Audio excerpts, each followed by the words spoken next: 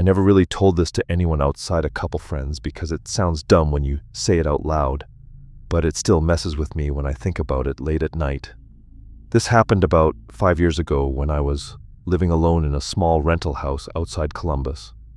Nothing fancy, just one floor, a basement, and a detached garage. The kind of place that always felt a little too quiet once the sun went down. It was a Tuesday night because I remember having work the next morning and being annoyed that I was still awake. Around 11, I was on the couch watching something low volume and scrolling my phone.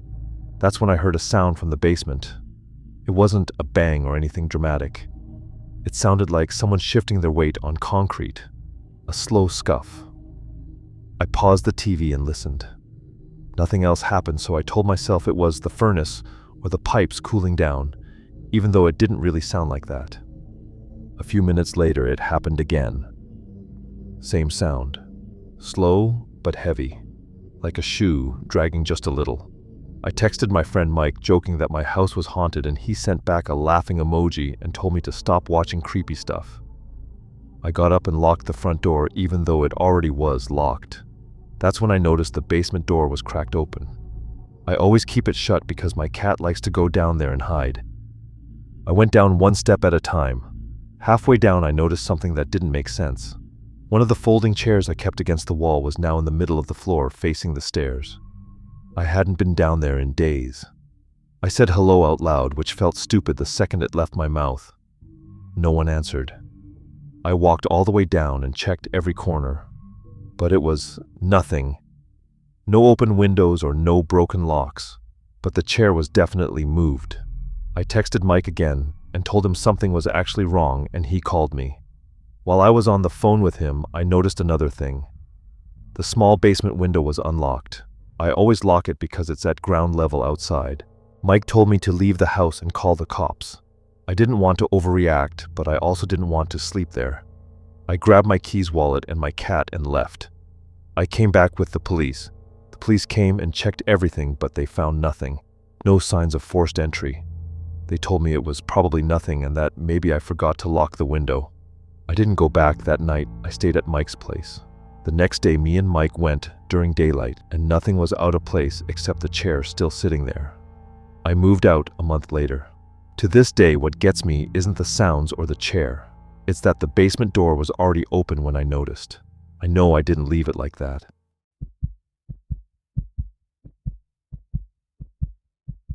This happened when I was working overnight security at a small office complex in Arizona.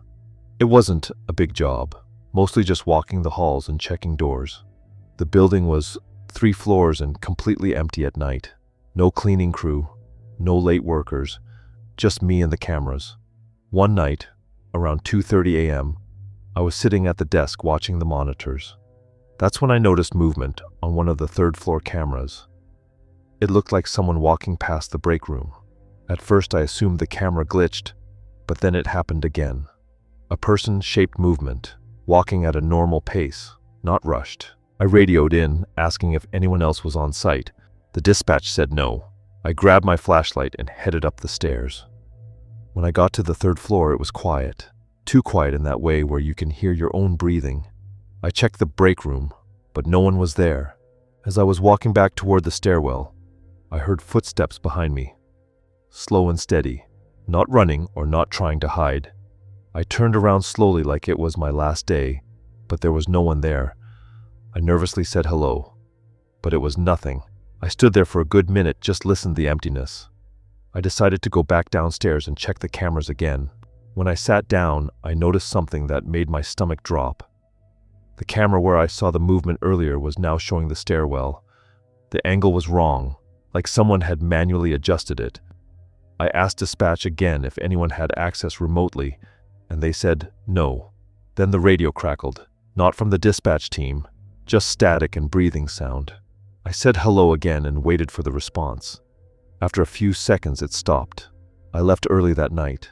I told my supervisor the next day and he brushed it off, saying the building had old wiring and bad cameras. Don't imagine things, just go and do your work. After that, it happened 2 to 3 times when I worked on night shifts.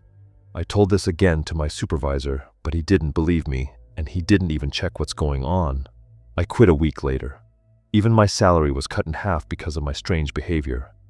I argued with my supervisor to check the footage, but when they saw it, they found no incident recorded on the same camera that I witnessed the human form.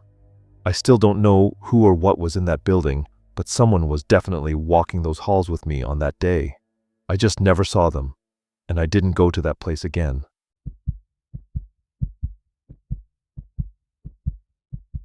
I was on a solo road trip, driving from Oregon to Nevada, and stopped at a cheap roadside motel because I was too tired to keep going. It was one of those places where the office closes early, and they leave your key in an envelope taped to the door. My room was at the far end of the lot facing the desert. I went inside, locked the door, and laid down without even turning the TV on. Around 1 a.m, I heard a knock. Just one, not loud. I didn't answer. A minute later, another knock with the same rhythm. I asked who it was through the door. A man's voice said it was the motel staff. I asked what he needed. He said there was a problem with my payment, and he needed me to open the door. That didn't feel right. I told him I'd come to the office in the morning, but he stood there quietly for a bit, then said okay, and walked away. I watched through the curtain as he walked past my window. He didn't go toward the office. He just disappeared into the dark. 10 minutes later, my phone rang. It was from the motel phone. I answered, and it was the same man's voice saying there was an emergency and I needed to open the door now. I hung up and called the front desk number back, but there was no answer. I didn't sleep after that. Around dawn, I packed up and left as soon as possible. When I stopped for gas, I looked up the motel reviews. Several people mentioned that someone pretending to be staff was knocking on the room door at night. I also put my negative review from my side and moved on. A year later, I came to know that the motel was closed permanently because of some issues, but they didn't post the true story. I still think about how calm his voice was, like he knew eventually someone would open the door. I sometimes imagine what would have happened if I opened that door that day.